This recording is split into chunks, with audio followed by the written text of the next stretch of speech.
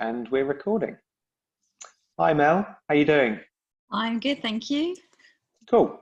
So let me introduce you first. So you're Mel Warman. You are the founder of Boobs on the Run and Kids on the Run. You're a Lululemon run ambassador for the Balmain store. So hello to Bianca. And you're a park run leader at one of our local park runs. Is that the right term to use? Yeah, I'm event director, so Oh, that's event for director. a Greenway Park Run. So event directors are usually the people who have set up the event, and then we have run directors who run the events every week. Cool. And so we met probably 2 or 3 years ago, I think. The kids are in year 2 now, so. Well, I was just trying to remember. It's been that long. It feels a lot longer. But at our, so both of our boys go to the same school. We met at the orientation day where I came up to you and asked you if you're a runner because you were wearing a big chunky running watch. And I suppose the conversations have moved toward between the kids and running ever since. And just before, I suppose we kick off and I ask you about Boobs on the Run, I just wanted to say a massive, massive thanks to you for your support since, I suppose since I put that note out on Facebook back in June last year that I was going to do this event. You reached out and said, you know, let me know if I can support you in any way. And you really meant it. You've put me in touch with so many different people and given me so much advice. I suppose especially putting me in touch with Andrew at Canada Bay, the Canada Bay Club, who are just awesome. And you're doing some amazing things in the community. So first of all, just a massive thanks to you for all your support. Thank you. So let's kick off. So yeah, do you want to just tell us the story behind Boobs on the Run and I suppose a bit more about it? So Boobs on the Run was founded 7 years ago, just after I had Henry. So I didn't want to go back into the corporate world. I didn't really want to do that. So I really love running, and I could see in the market there was nowhere that allowed complete beginners to be able to go into a non-competitive environment and learn how to run, especially women. So put out an ad on a local mums group saying, would anyone like to come and do this running program? And the first week we had, I think, 5 people turn up. The following week, 15 people turned up. And quick realization that we could actually make this into a business and raise some money and awareness for breast cancer research as well. So we're supporting the National Breast Cancer Foundation as well as smaller cancer charities in our area. That all came about because I lost my mum, it'll be 13 years now this November, to breast cancer. And I wanted to give something back to the community. My mum, during her 2 years of battling cancer, raised over $70,000 for the local hospital and various other charities in the UK. So it was just about giving back and giving women the ability to learn how to run, as I say, in a non-competitive environment. So we're a women's only run group, and we teach from complete beginners to wherever they want to go in their run journey. That's pretty much it. Amazing, amazing. And I remember feeling when we first spoke and you said you're a running coach, I was really excited because I was looking for a coach, and then you said women's only, and I was like, oh damn. So why don't we jump in, and rather talking about the running, why don't we talk about I suppose the mental fitness side, because I think that's something that I've spoken to you about at length a number of times, and it seems to be something that sort of differentiates what you and Boobs on the Run stand for. Yeah, so we're not about just teaching someone how to run. Let's throw a program at them and off you go. We very much have a holistic approach around not just teaching them how to run, teaching their minds, teaching their body, teaching their spirit. The three main pillars that Boobs on the Run is built around is confidence, connection, and community. And the confidence part comes from actually being able to sign up and do this program. It takes sometimes people up to 12 months to build the courage just to sign up.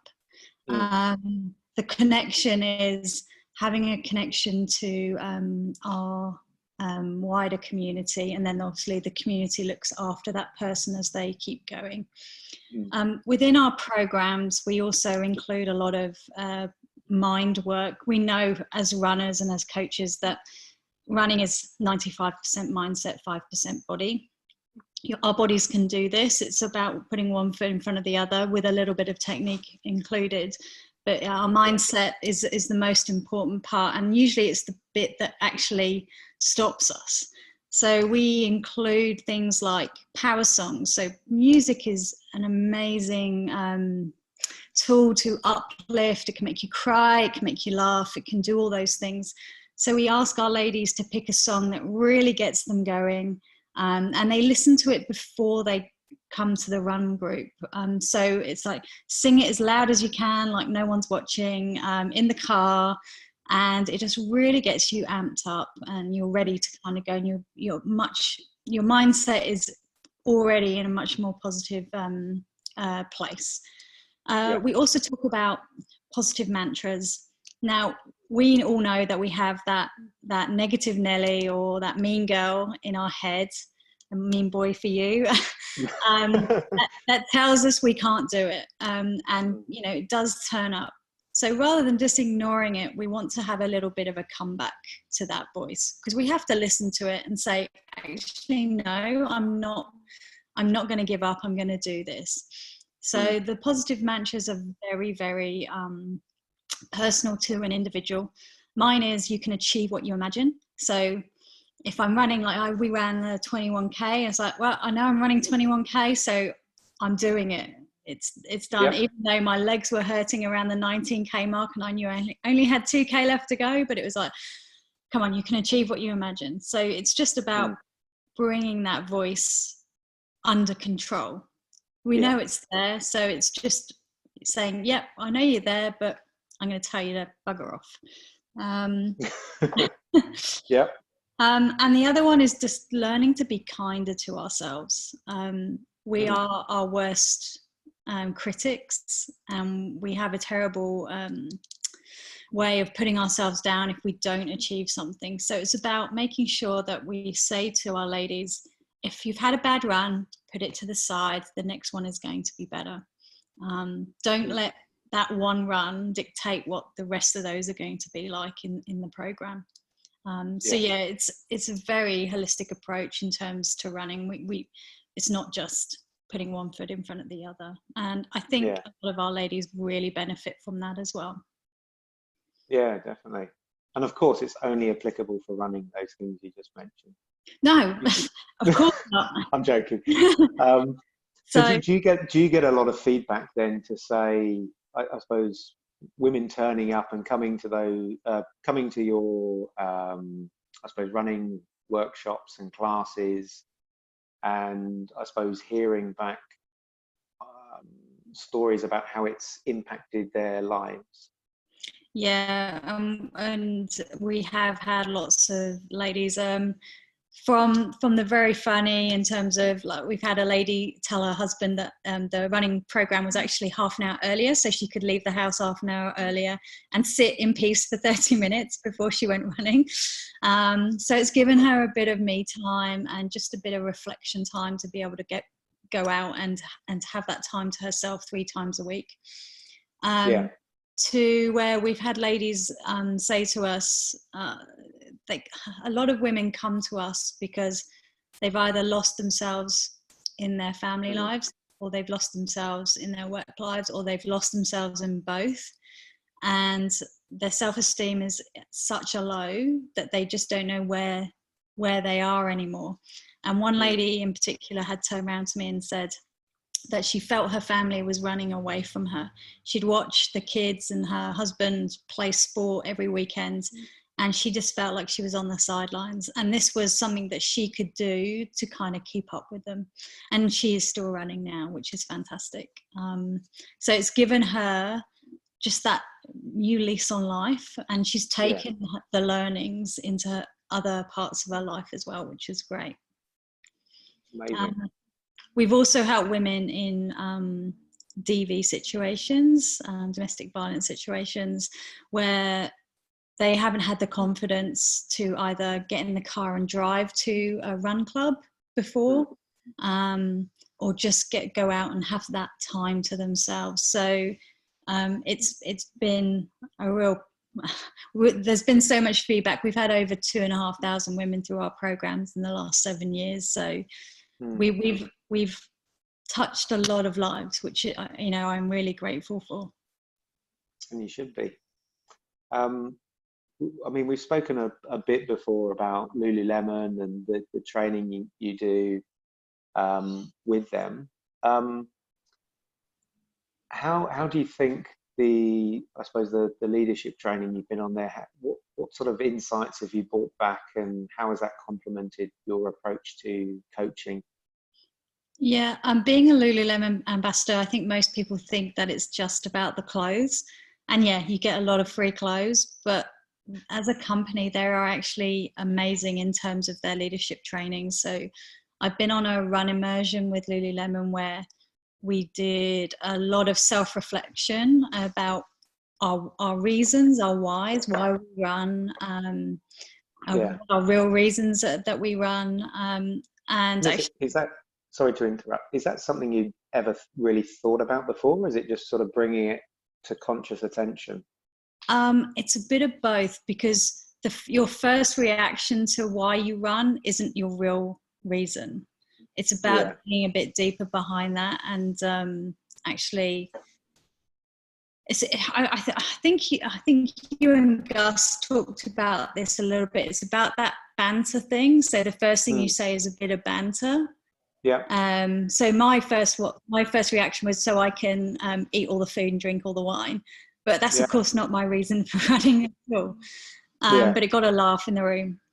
So it's just about kind of going a bit deeper and having a bit of reflection on why you actually run. And that then helps you put across what you're trying to achieve to my other coaches. So I have 24 other run coaches across Sydney.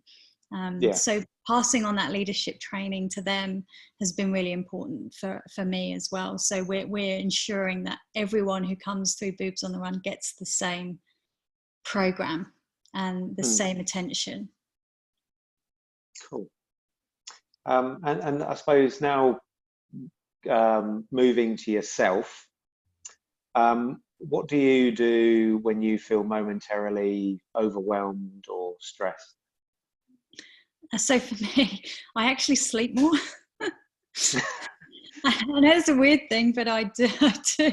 Most people can't sleep when they're stressed, but I sleep more when I'm stressed, and that's just my body's way of coping with it, I guess. I used to work harder when I was in a corporate role, but I'm not in that anymore.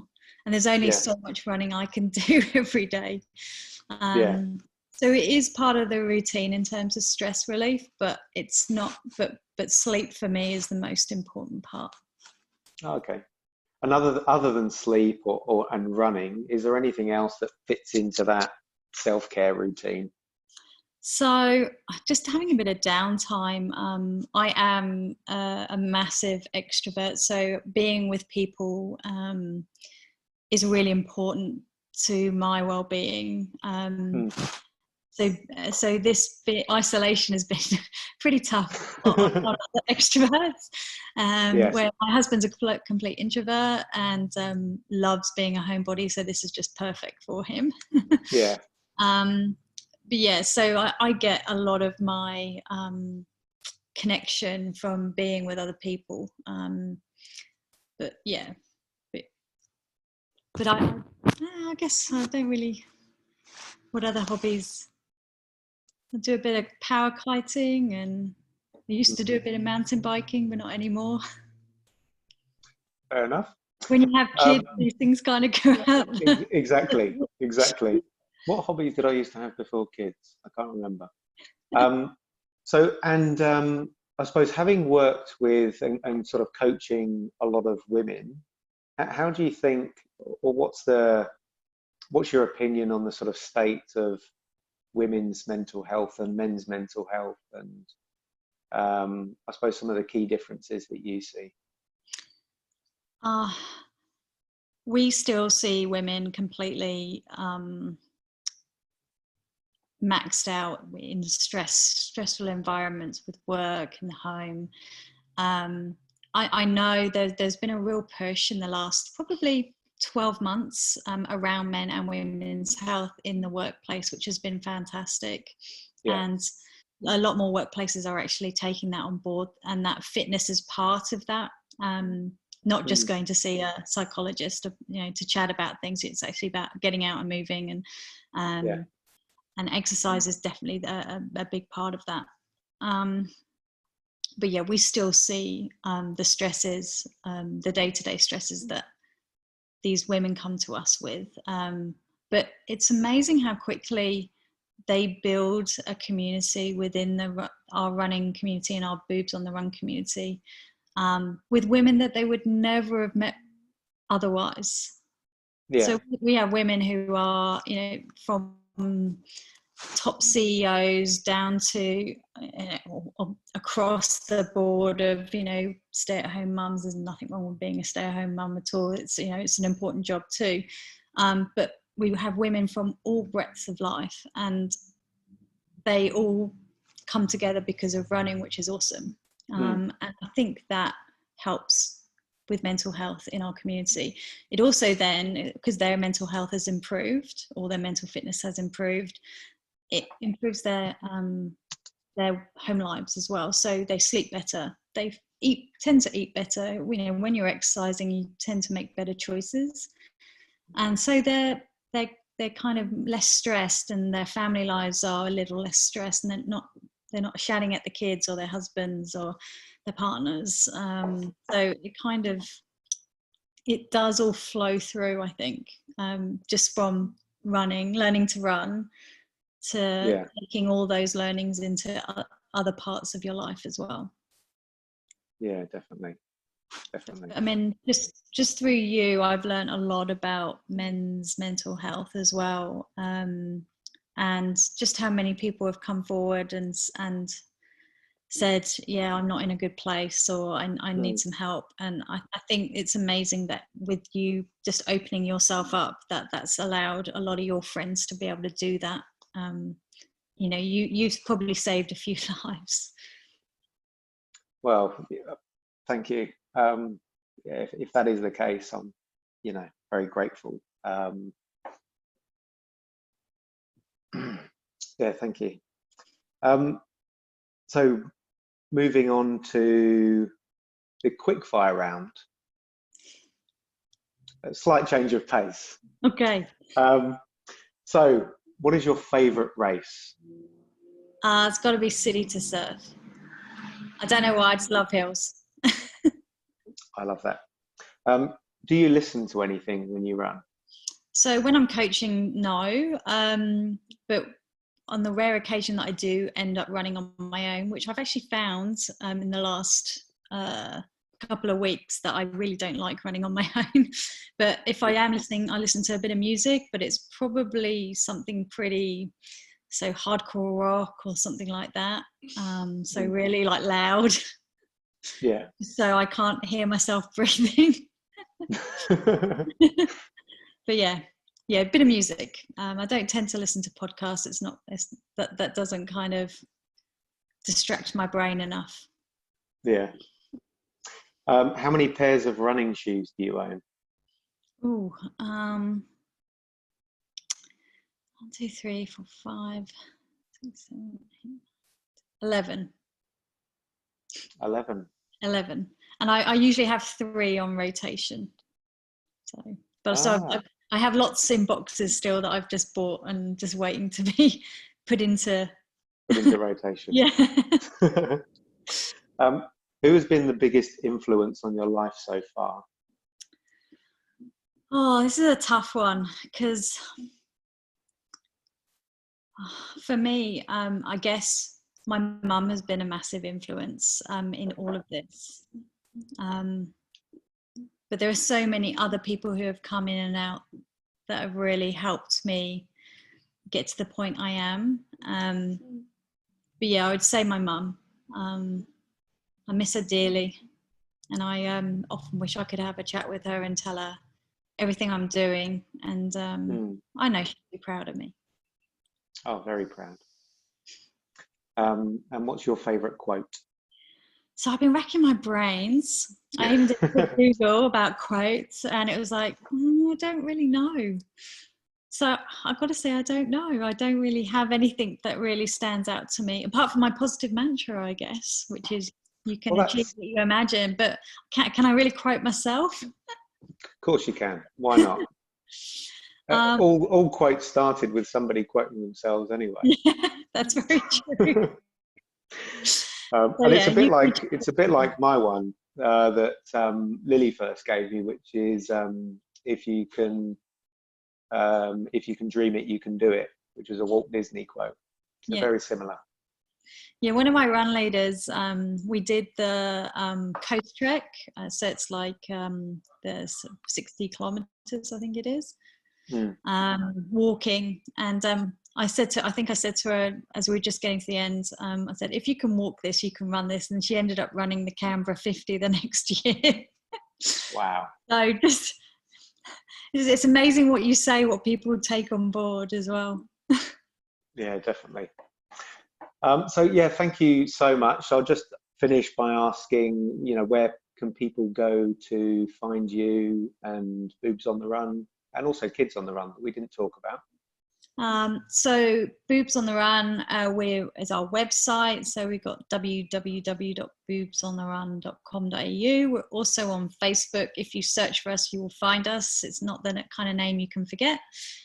Kids on the Run, we are teaching from 5 years old up to 18. And we're teaching grassroots recreational running there as well. So the kids do exactly the same programs that the adults do, and getting them up to running the 30 minutes and then 7 kilometers and then wherever they want to go, really.